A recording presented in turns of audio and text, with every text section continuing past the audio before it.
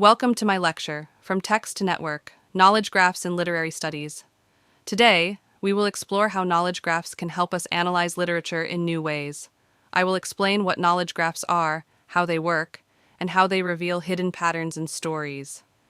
We will see how they can enhance teaching and learning by mapping relationships between characters. To illustrate this, I will use two classic novels, Little Women and Les Misérables.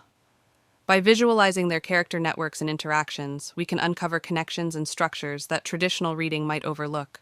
I will also show you how to create these graphs yourself.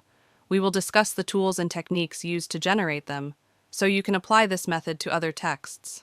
By the end of this lecture, you will see how knowledge graphs can transform literary studies and provide new ways to explore stories. The Les Misérables network is a fascinating visual representation that maps out all the characters and their relationships in the novel.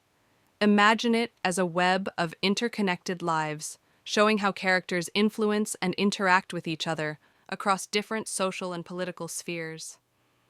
Each node in the network represents a character: Jean Valjean, Javert, Fantine, Cosette, Marius, and many more, including minor characters. The edges, or lines connecting the nodes, illustrate how these characters interact throughout the story. Some characters, like Jean Valjean, sit at the heart of the network with numerous connections. He is deeply linked to Cosette, whom he adopts, and to Javert, his relentless pursuer. In contrast, Javert, despite being a key figure, is more isolated, as his rigid sense of justice keeps him detached from others. Within this network, smaller clusters emerge, where certain characters interact more frequently with each other than with the rest of the cast. These groups often reflect different social classes, political movements, or personal relationships, reinforcing the novel's central themes. One of these clusters is Fantine's group, which represents the oppressed working class, particularly women, who suffer under an unjust society. Fantine herself is a tragic figure, abandoned, mistreated, and ultimately sacrificed to a cruel system. Her connections highlight different aspects of this struggle. Madame Thénardier exploits Cosette for money, demonstrating how poverty can lead to further oppression. Bamatabois, a wealthy man who humiliates Fantine, symbolizing the cruelty of the privileged. Jean Valjean offers redemption by rescuing Cosette, contrasting injustice with hope. Fantine's group exposes systemic oppression, reinforcing Victor Hugo's critique of social inequality. In contrast, Gavroche's group revolves around revolution and the struggles of street children. Gavroche is linked to the Friends of the ABC, a group of idealistic students, including Marius, Enjolras, and Courfeyrac, who are determined to fight for justice. He also connects with other street urchins, representing the resilience and resourcefulness of abandoned children in 19th century Paris. As a character, Gavroche serves as a bridge between the poor and the revolutionaries, embodying the spirit of the common people in their fight for change. His tragic fate at the barricades underscores the high cost of revolution and the sacrifices made by the most vulnerable. Though Fantine and Gavroche belong to separate clusters, their stories together illustrate Hugo's broader social critique. Fantine's group highlights suffering and injustice, while Gavroche's group represents resistance and hope. When viewed as a network, Les Misérables transforms into a dynamic web of interconnected struggles, relationships, and ideals, helping us see how deeply intertwined the characters' fates really are. This is what makes the network visualization so powerful. It reveals hidden structures in the novel, making it easier to grasp complex relationships, major themes like justice, love, and sacrifice, and the broader social forces at play.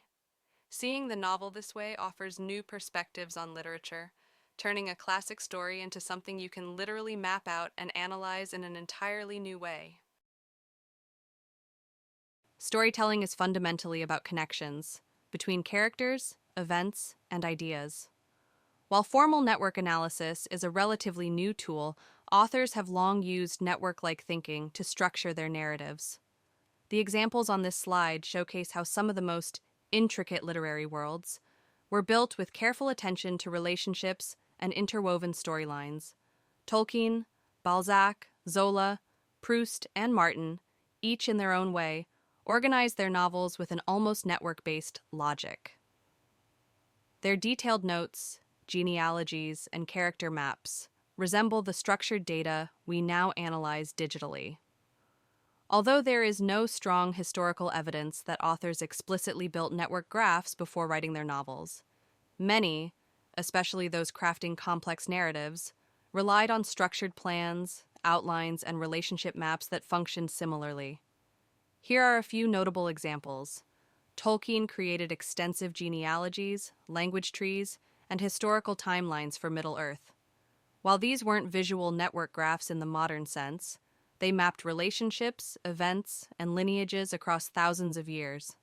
Balzac structured his novels within a shared universe where characters reappeared across different books. His careful tracking of their connections and biographies formed an implicit character network. Zola meticulously mapped family ties, social class influences, and hereditary traits for his 20-novel cycle, resembling a network analysis of how different characters shaped his literary world. Proust crafted an intricate web of social connections, maintaining detailed notes on character relationships, aristocratic circles, and recurring themes, effectively building a literary social network. Martin famously relies on spreadsheets and relationship charts to track his sprawling, interwoven storylines across multiple regions, mirroring the structure of a modern network graph. Today, computational tools allow us to visualize these connections explicitly, revealing patterns that authors may have intuitively constructed. This raises an intriguing question.